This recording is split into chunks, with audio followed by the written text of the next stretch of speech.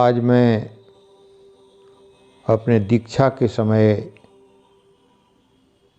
की कुछ बातें बताना चाहता हूँ। जब हमारे गुरुदेव मुझे दीक्षा दिए 1982 में, तो उन्होंने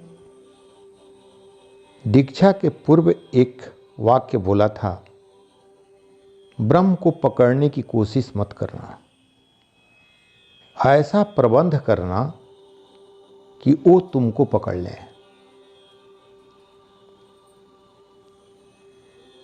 ये वाक्य मेरे शरीर में बिजली की तरह कौंध गई।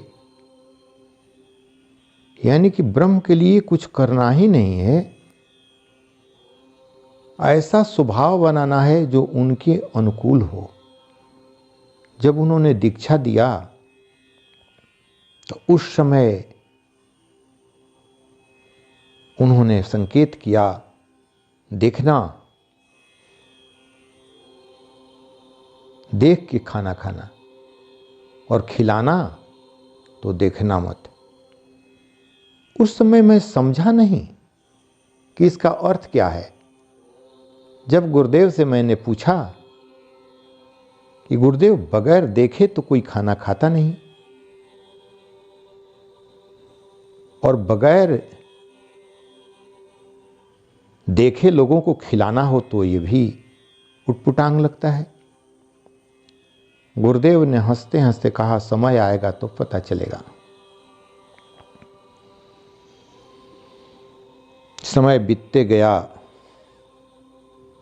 धीरे धीरे मुझे जानकारी हुई कि गुरुदेव कहने का अर्थ ये था कि देख के खाना, यानी कि ये आहार तुम्हारे जो पास रखा गया है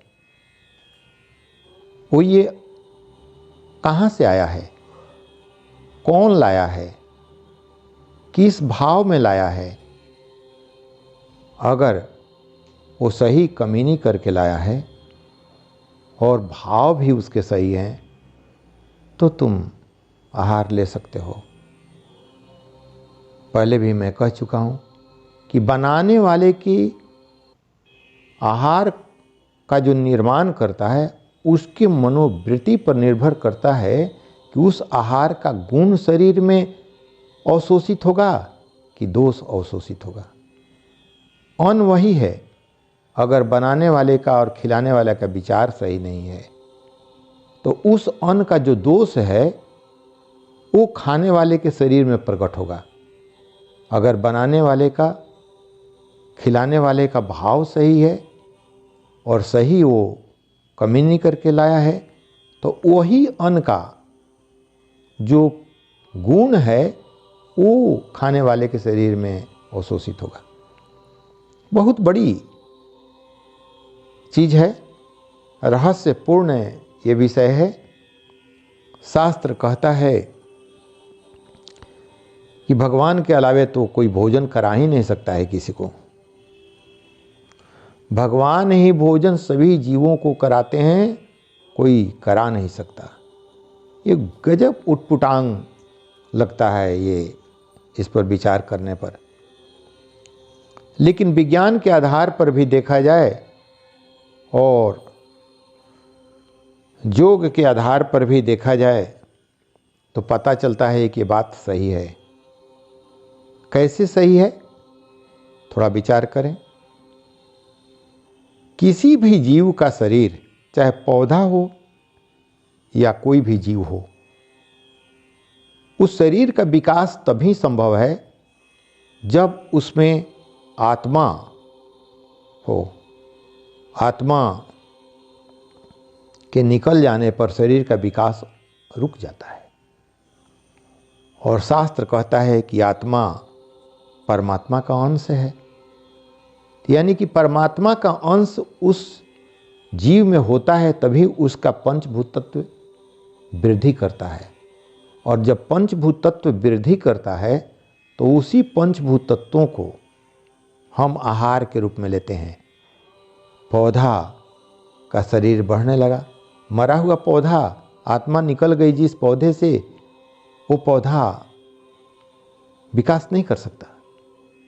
तो उस आत्मा के कारण ही वो पौधे में विकास हुआ, फल फूल लगे और मैं उसको आहार के रूप में लिया। तो आत्मा के कारण वह अन्न के दाने हमको मिले, फल फूल मिले, या किसी भी जंतुओं के शरीर में आत्मा के कारण ही उसका पंचभूत तत्व बढ़ा है और हर एक लोगों का आहार के रूप में उपलब्ध हुआ है। इसीलिए कहा, शास्त्र कहता है जीव जीवस्य भोजना, जीव ही जीव का भोजन है। लेकिन सूक्ष्म रूप में उसमें आत्मा विराजमान होती हैं। तो ये अहंकार करना कि मैं लोगों को भोजन दे रहा हूँ, मैं लोगों की व्यवस्था कर रहा हूँ, आपके अंदर भी वही एक तत्व है जिसके कारण आप व्यवस्था कर रहे हैं।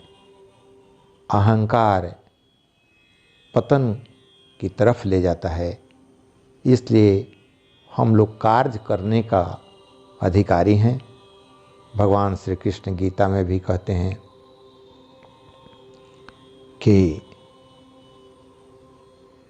कर्म योग, ज्ञान योग और भक्ति योग की बातें बताते हैं।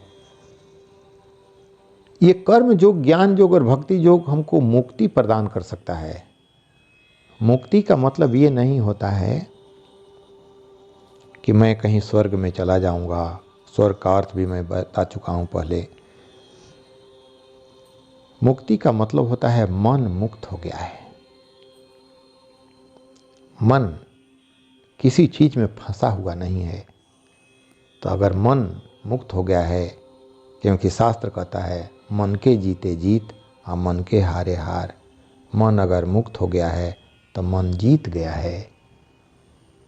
इसलिए मेरा आग्रह है, मेरा अनुरोध है कि खूब कमाइए, खूब खाइए और खूब खिलाइए।